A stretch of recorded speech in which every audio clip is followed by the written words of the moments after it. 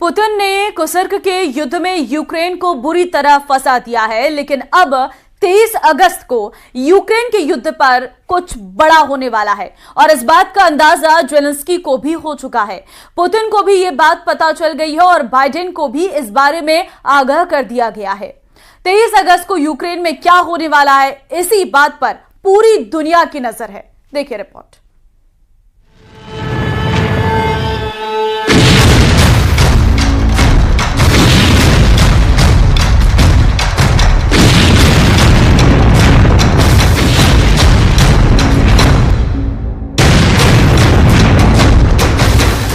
ये आग कब बुझेगी? ये आग लगाने वाले हैं वोलोदिमीर ज़ेलेंस्की और इस आग में जलने वाला तेल भंडार के मालिक हैं व्लादिमीर पुतिन। इस आग को देखकर पूरा रूस दहशत में है, लेकिन इस आग को देखकर पुतिन के दुश्मन बहुत ज्यादा खुश हैं।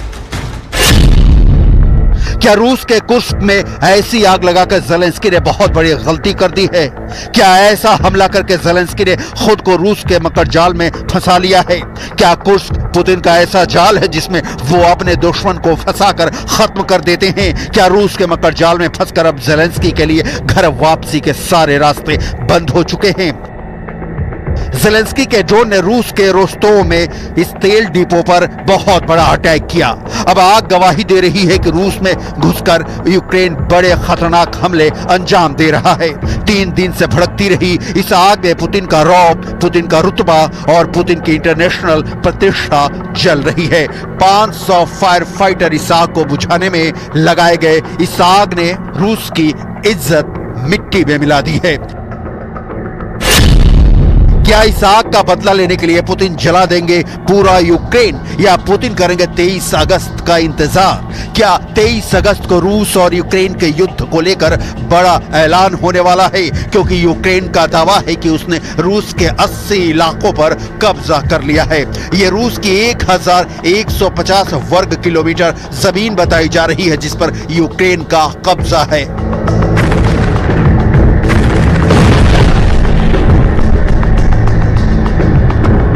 यूक्रेन के एक्शन को लेकर भारत पर इस वक्त पूरी दुनिया की नजर है। प्रधानमंत्री नरेंद्र मोदी 23 अगस्त को यूक्रेन का दौरा करने वाले हैं। 21 और 22 अगस्त को पोलैंड की यात्रा के बाद नरेंद्र मोदी यूक्रेन जाएंगे।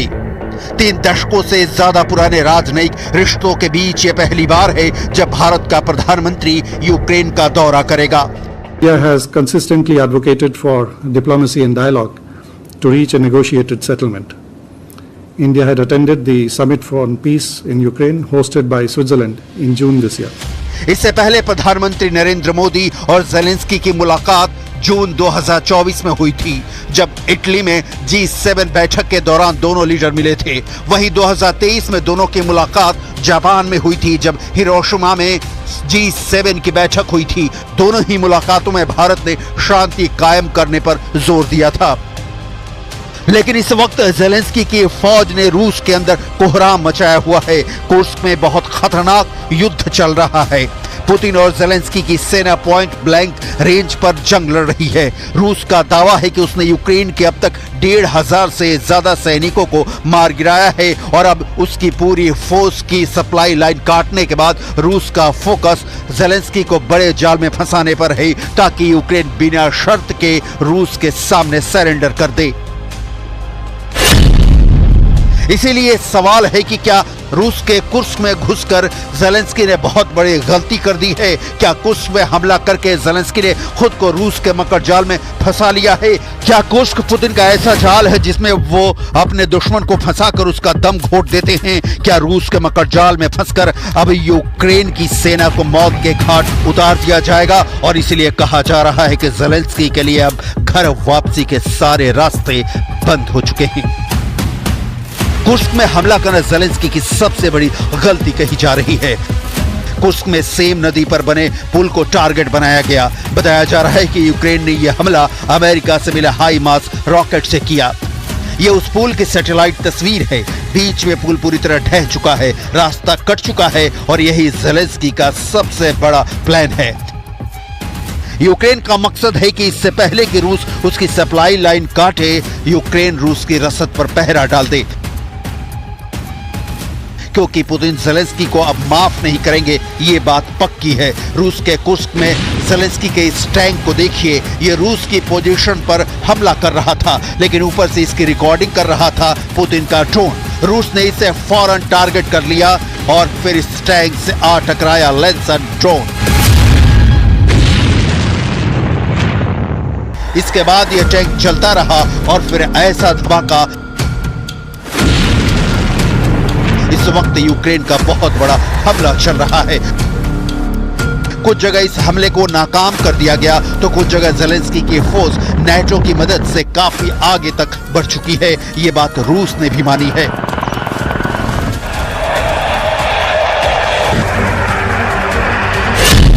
यूक्रेन का दावा है कि उसने रूस के अंदर 1000 वर्ग किलोमीटर जमीन पर कब्जा कर लिया है। ज़ेलेंस्की के कब्जे में रूस के 28 छोटे बड़े कस्बे और शहर हैं, जहां से 2 लाख लोगों को हटा लिया गया है। रूस में युद्ध से पलायन हो रहा है। 1000 वर्ग किलोमीटर का मतलब है कि 3 खार्किव शहर। यह इलाका 3 डोनेस्क शहरों के बराबर है। यह इलाका 4 मारियोपोल शहरों के बराबर है। अब ज़ेलेंस्की ये इलाका खाली करने के लिए पुतिन से डील करना चाहते हैं ताकि पुतिन यूक्रेन का कुछ इलाका छोड़ दे। पुतिन के फौज इस वक्त काउंटर अटैक में बिजी है।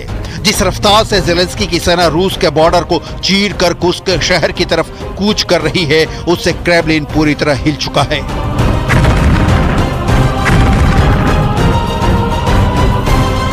Цілком справедливо знищувати російських терористів там, де вони є, там, звідки вони завдають своїх ударів. Російські військові аеродроми, російську логістику. І ми бачимо, яку користь для наближення миру це може принести. Росію потрібно примушувати до миру, якщо вже Путін так хоче й далі воювати. रूस की फोर्स लगातार ऐसे इलाकों में मोबिलाइज कर रही है जहां यूक्रेन की सेना सबसे ज्यादा हमलावर है। पुतिन के लिए यह खून के घूंट पीने जैसा है। इसमें कोई शक नहीं कि यूक्रेन से ऑपरेशन कुर्स्क ने पुतिन को बहुत गहरा सदमा दिया है। रूस का कुर्स्क इलाका यूक्रेन के उत्तर पूर्व बॉर्डर से लगा हुआ है। 6 अगस्त को यहां ज़ेलेंस्की की सेना बॉर्डर पार करके रूस में घुस गई। इसे यूक्रेन का ऑपरेशन कुर्स्क कहा जा रहा है। यह रूस के खिलाफ ज़ेलेंस्की का अब तक का सबसे बड़ा बदला है, जिसने पुतिन की साख पर बड़ी चोट पहुंचाई है। Now there are many questions remaining about the strategic value of this territory. Why would Ukraine launch an operation like this at this point in the war when their soldiers are outmanned in the Donetsk region, which is Russia's main effort in this war at the moment? Sure, it makes Putin look bad. It might even strengthen Kyiv's hand in any future negotiation, but at what cost? Evidence is already emerging that Ukrainian forces are suffering casualties. They're losing manpower resources that they simply cannot afford to lose. रूस के मुताबिक operation Kursk में Ukraine का करीब 1500 सैनिक शुरुआती 6 दिन के दौरान ही मार डाले गए। ज़ेलेंस्की भी जानते हैं कि पुतिन कुर्स्क को लेकर डील नहीं करेंगे। ऐसे में ज़ेलेंस्की की सेना के लिए कुर्स्क मौत का बड़ा कुआं साबित होने का खतरा है। ज़ेलेंस्की के लिए बड़े झटके वाली बात यह है कि पुतिन ने अब 1.5 गुना ताकत से लड़ने की बात कही है। पुतिन ने अपने अंदाज में बता दिया है कि ज़ेलेंस्की से कोई डील नहीं होगी और यूक्रेन को ऑपरेशन कुर्स्क के लिए बहुत बड़ी कीमत चुकानी होगी।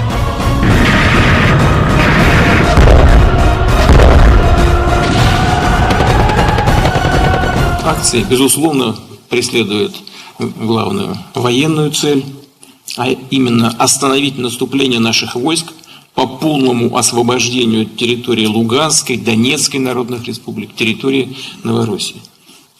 И что?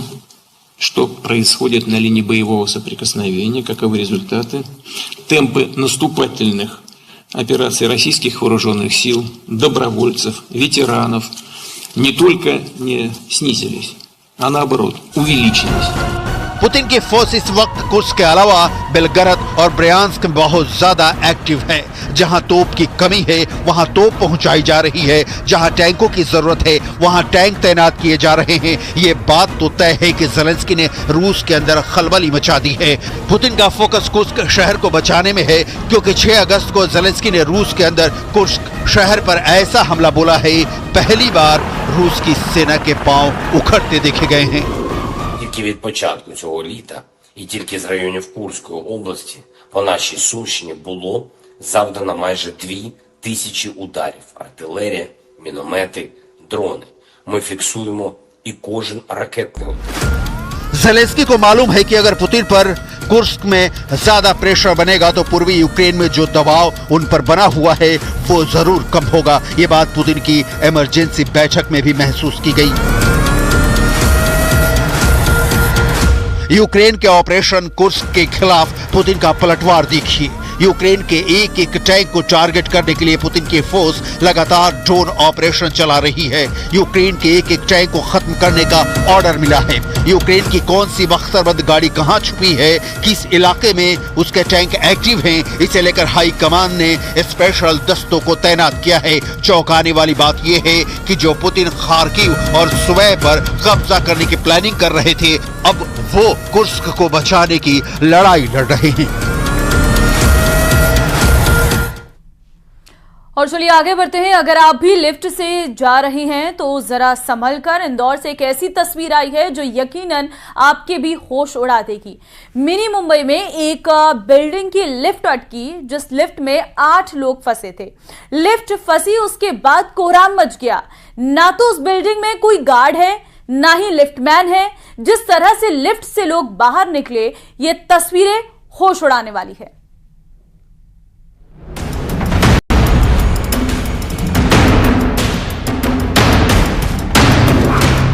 होश उड़ा देंगे ये 17 सेकंड। एक एक पल इन लोगों पर भारी पड़ रहा था।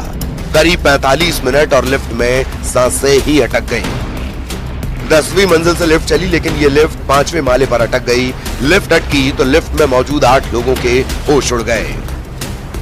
थोड़ी देर तक तो शायद सबने इंतजार किया, लेकिन लिफ्ट में फंसे लोगों के लिए एक एक पल भारी पड़ रहा था। लिफ्ट खुलने का नाम नहीं ले रही थी। इधर 8 जिंदगियां फंस चुकी थी। लोगों से मदद की गुहार लगाई, लेकिन किसी ने ना तो आवाज सुनी, ना ही मदद के लिए आया।